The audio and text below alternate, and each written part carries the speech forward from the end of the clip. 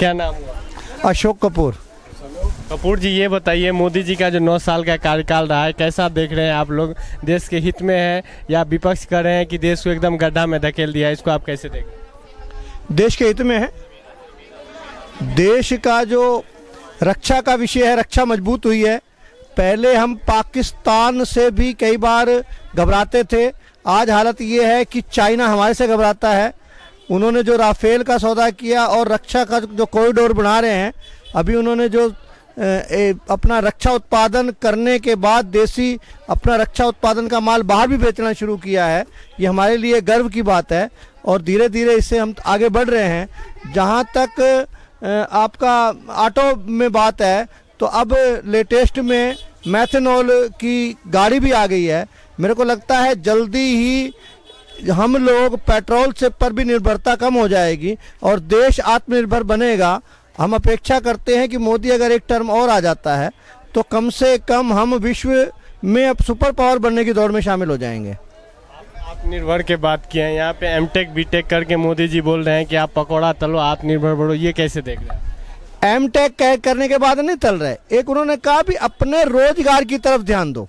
एक स्लोगन हो जाता है कि पकौड़ा तलो, पकौड़े में भी व्यापार है ना। मैं व्यापारी हूँ, मैं 11वीं 12वीं पास व्यक्ति हूँ। मैंने अपना जीवन लेडीज टेलर के रूप में शुरू किया था इसी मार्केट में। आज मेरे पास अपनी दो दुकानें हैं, दोनों बेटे वेल सेटल्ड हैं। तो एक मुहावरा होता है कि व्यापार में आप अपने लिए कमाते हो, जो कमाओगे 100% आपके पास जाएगा। जो जॉब लोगे तो जॉब में आपको कुछ ना कुछ उस फर्म के लिए दोगे, कुछ अच्छा करोगे तब आपको जॉब मिलेगी। 1 लाख अगर आप कमाते हो तो 2 लाख रुपया वसूल है, अगले वो कमा के 3 लाख दोगे जब 1 लाख रुपया आपको वापस मिलेगा। तो ये तो व्यापार करना कोई बुरी बात नहीं है, व्यापार करना चाहिए हमारे को। आप पाकिस्तान के जिक्र किए, बार बार विपक्ष ये आरोप लगा रहे हैं कि चाइना जो है हमारे सीमा में घुस गए हैं, हमारे ज़मीन कब्जा कर रहे हैं, इसको आप कैसे देख रहे हैं? नहीं, विपक्ष के पास कोई मुद्दा नहीं है, मेरे को ऐसा लगता है। जब मुद्दा ही नहीं है तो वो कोई भी सिर पैर के आरोप लगा देता है। हमारे ऊपर तो आरोप कनाडा भी लगा रहा है। कनाडा का जो प्रधानमंत्री है वो हमारे ऊपर आरोप लगा रहा है कि आपने हमारे नागरिक को हत्या करवा दी। उसके पास कोई आरोप का प्रूफ है क्या? कोई प्रूफ नहीं है। मोदी जी का कद विश्व में इतना बढ़ चुका है कि सभी लोग इसके पीछे लगे हुए हैं। उनके अपने हित हैं, उनको लगता है कि अगर मोदी जी रहेंगे देश आगे बढ़ेगा। तो हमारा जो आज तक हिंदुस्तान को वो लोग आंख दिखाते थे, अब वो आंख दिखाना महंगा पड़ता है उनको। इस वजह से मेरे को लगता है कि वो तड़प रहे हैं इस चीज़ को देख के। चाइना पे हम पूछे थे कि चाइना अंदर आने की बात विपक्ष कहते हैं, इसको आप कैसे देख रहे हैं? इस पे जो नहीं, सवाल ही पैदा नहीं होता। चाइना में लेह लद्दाख में तो हमारी ब्रह्मोस मिसाइल तक तैनात हैं, हमने सड़कें बना दी, इंफ्रास्ट्रक्चर तैयार कर दिया है।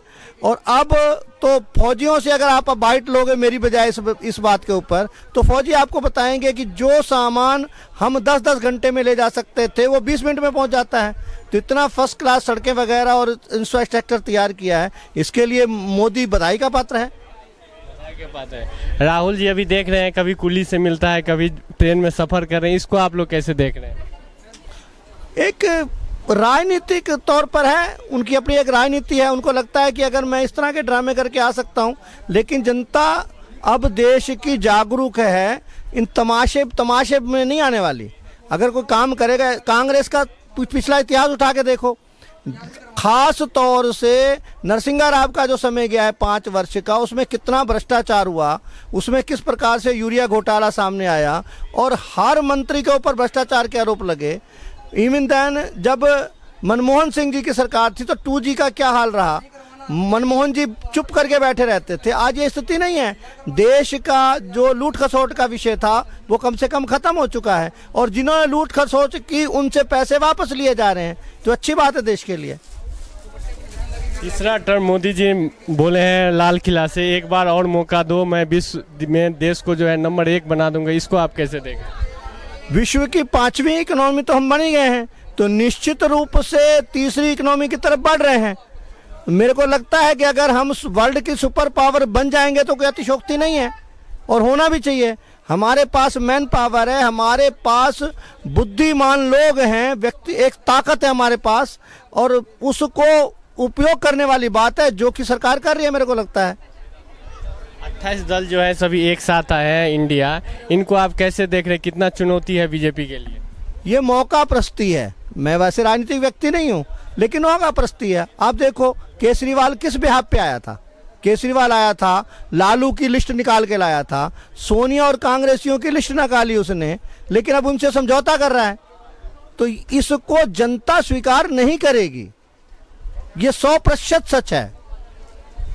मतलब आप देख रहे हैं कि ये लोग अपना सीट बचाने के लिए, अपना गढ़ बचाने के लिए एक साथ जुड़ रहे हैं। इनको इनके ऊपर अस्तित्व का संकट है। इन्होंने जो काम पहले किए हैं अपने सरकारों, अपनी स्टेट में रहते हुए, केंद्र में रहते हुए, उनको उसको बचाने का, अस्तित्व बचाने का इनके ऊपर संकट आ गया है। और ये निश्चित अस्तित्व बचाने के लिए इन्होंने गठबंधन किया, और कोई कारण नहीं है। किसी लेफ्ट के साथ अगर आप सोचें कि टीएमसी का गठबंधन कोई जचता ही नहीं है, आपके साथ दिल्ली और पंजाब में कांग्रेस का गठबंधन, ये कोई मतलब न्यायोचित ही नहीं लग रहा। और इनके कार्यकर्ता इस चीज़ को स्वीकार नहीं करेंगे। अगर नेता स्वीकार करेंगे, कार्यकर्ता स्वीकार नहीं करेगा, क्योंकि उनका भी अपना एक राजनीतिक है, उन्होंने भी अपनी राजनीति बचानी है कार्यकर्ताओं ने। तो ऐसा नहीं होगा, और मोदी निश्चित रूप से पहले से अधिक बहुमत से आएंगे।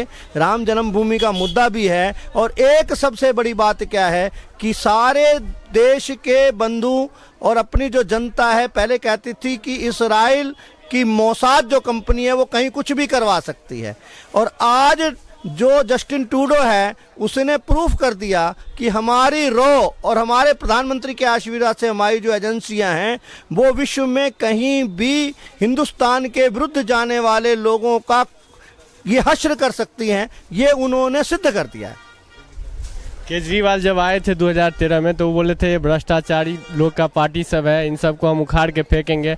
आज उन सब के साथ जाके मिल गए, इसे आप कैसे देखें? मौका प्रस्ती है, विशुद्ध रूप से गंदी राजनीति की उसने, और आज भी झूठ बोलता है।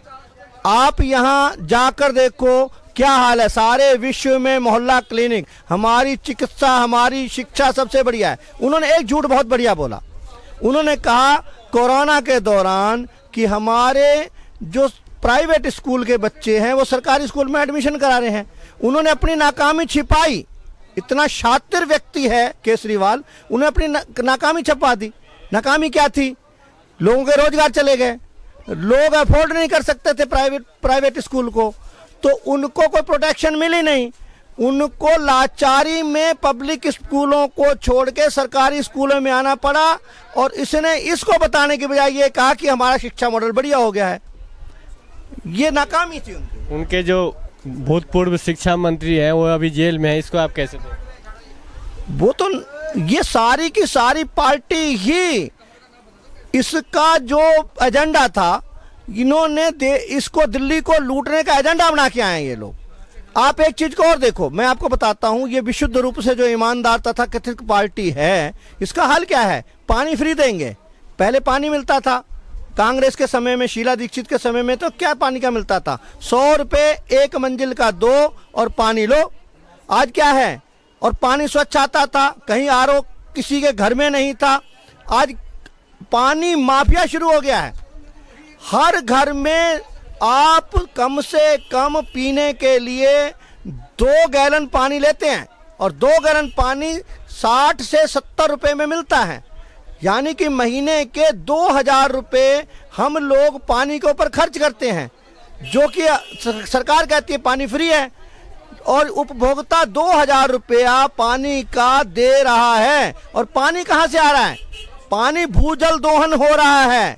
आप इस चीज को देखो, पानी में जिसके ऊपर बैन लगा हुआ है, सरकार बैन लगाती है, और वो ही लोग पानी वहां से निकाल के जमीन से आपको सप्लाई करें, और सरेआम यह धंधा चल रहा है। मेरे को तो लगता है इसमें भी अगर जांच होगी तो ये भी कहीं ना कहीं दिल्ली सरकार के लोग और दिल्ली जल बोर्ड के लोग और ये सब लोग पानी माफिया के साथ साठ-गांठ मिलेगी और ये सब पकड़े जाएंगे। अभी मोदी जी संसद में एक बिल पास किए हैं कि महिलाओं को 33% आरक्षण दिया जाएगा। वो 2026 के बाद, निशिकांत दुबे ने बताया 2026 के बाद होगा। इनको 24 में भी तो लाया जा सकता था, इसका क्यों नहीं हुआ? देखो वो राजनीतिक विषय है, लेकिन मेरा मानना ये है कि महिलाएं इस देश में 50% हैं, और उन महिलाओं को 50% ही आरक्षण ही क्यों, बिना आरक्षण के ही राजनीतिक पार्टियां सोच सकती हैं। कि जब हम ये महिलाओं की रेशो 50% है, आज राजनीति में बड़ी मात्रा में महिलाएं हैं भी, उनको टिकट दी जाए और मेरे को लगता है कि ये अच्छा भी रहेगा देश के लिए।